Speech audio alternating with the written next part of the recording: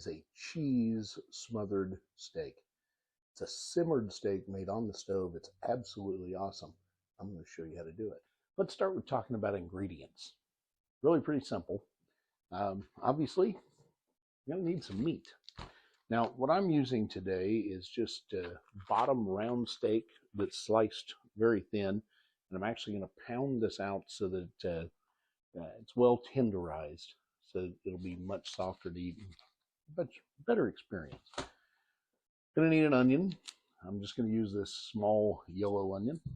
We'll need some beef stock. Now, you can use beef stock that you've made. You can use it out of a container.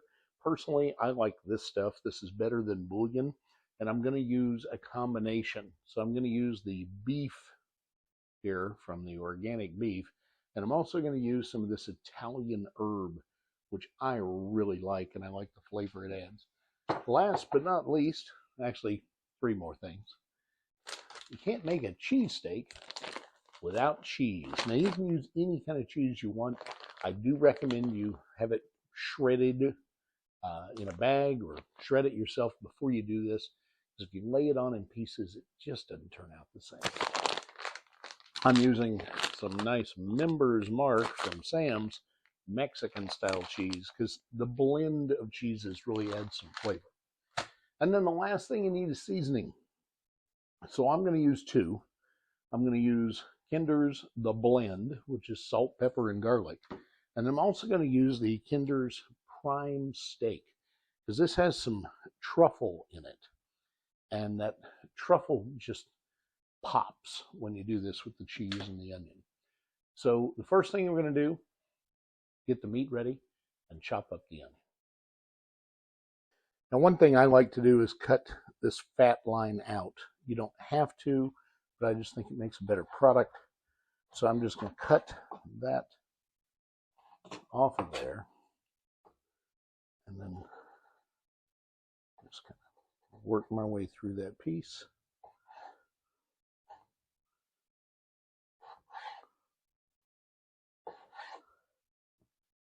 As far as tenderizing goes, you can do it with meat tenderizer. Obviously, the salt product, not a fan. You can use one of these little devices which punches little pinholes into it and does a pretty good job. Or you can also go with the old hammer. Okay, so our meat's ready. Onions are chopped. We're going to start the process. Now, I've got a pretty sizable pan here, and we're going to start out by just putting a little olive oil into the bottom of that pan. I'm just going to use this olive oil spray. I'm going to start just putting some olive oil on the bottom of the pan, enough to make a soft coating, and the heat is on medium. And I'm just going to start by laying a couple of pieces of this beef into this pan to get a little browning going. Not crazy. We're not going to cook them all the way through. Just going to get a little color on them. And I'm going to sprinkle a little bit of seasoning.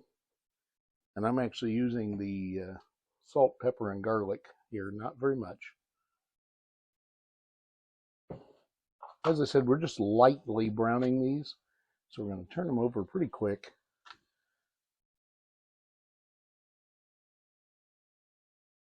Because we don't want to cook them all the way through. All we want to do is just get a little color on them.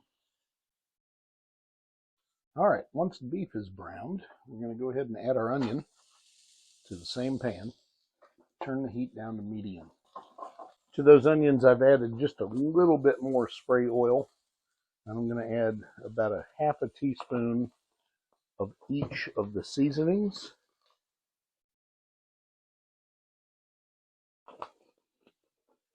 And we'll let those cook for a little bit. I let those onions rest off the heat for about a minute. Now I've brought the heat back up to medium. And I'm going to add my beef broth mixture. I've got just over a cup.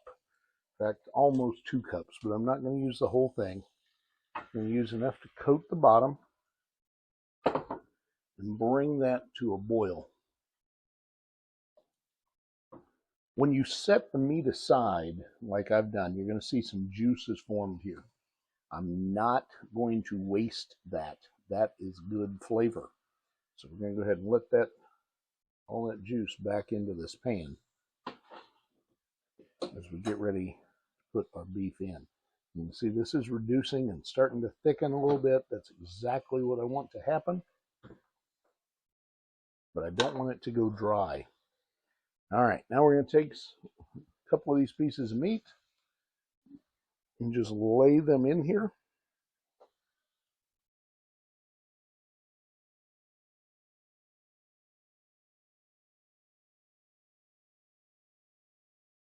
Kind of like a jigsaw puzzle as you fit them in.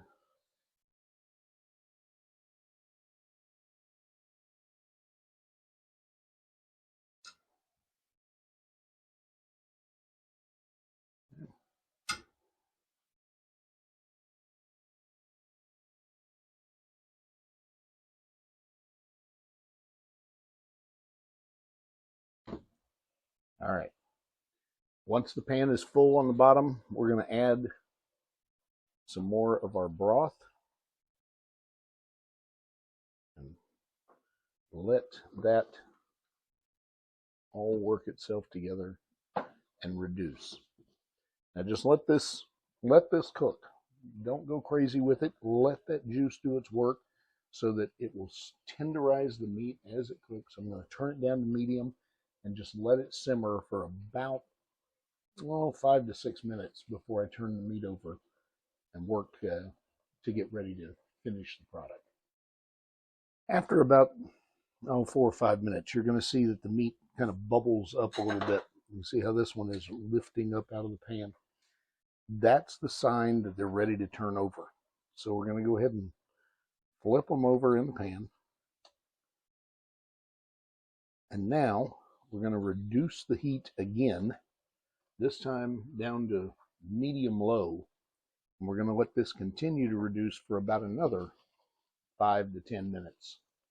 As you can see, after it's been about 8 minutes, this is reduced quite a bit. It's getting almost like a gravy consistency.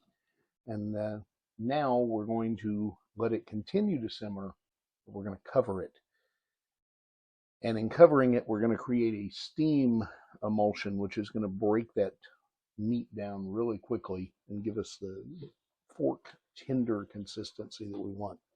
So I'm going to cover this, turn it up to about medium, and this is probably going to need to sit here and cook for at least another 30 minutes to get those really soft before we get to the final step. One thing I do suggest is, as this cooking process goes with the lid on, once in a while come check it. Make sure that you still have some liquid, because if this gets completely dry, you're going to ruin your product. And at this point, all you need to do is just add a little bit of water. This has been simmering for just about 30 minutes, and I added a little bit of liquid. Take the top off and let that steam fly. And you can see that it has greatly reduced. Now, what we want to check is the doneness of the meat. So we're just going to move it around a little bit, grab a piece, and just kind of give it a twist. And if it breaks like that, it's fork tender, it's ready. So now it's time to smother it with cheese. So, keeping the heat at medium, I got my cheese here. We're just going to start covering this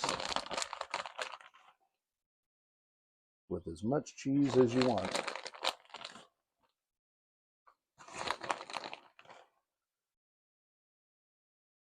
I'm going to use almost this whole bag. In fact,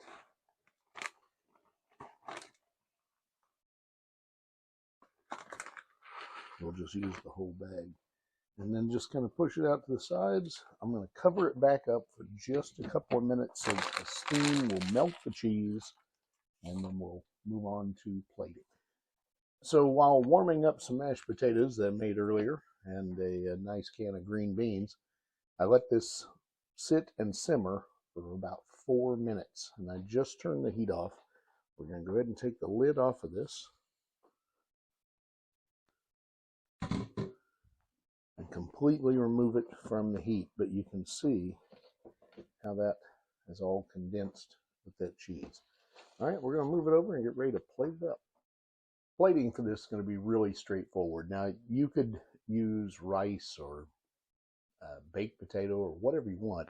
I like mashed potatoes underneath of it. That way, this amazing gravy that's built in the pan gets the opportunity to roll over those potatoes. So I'm going to start with some freshly made mashed potatoes.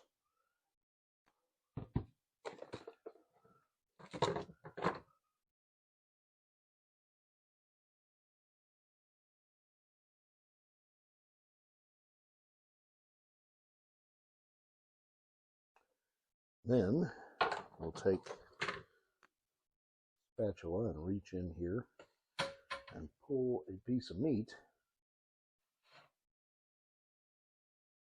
Just let it fall over the potatoes. And then some of that cheese gravy that we've created.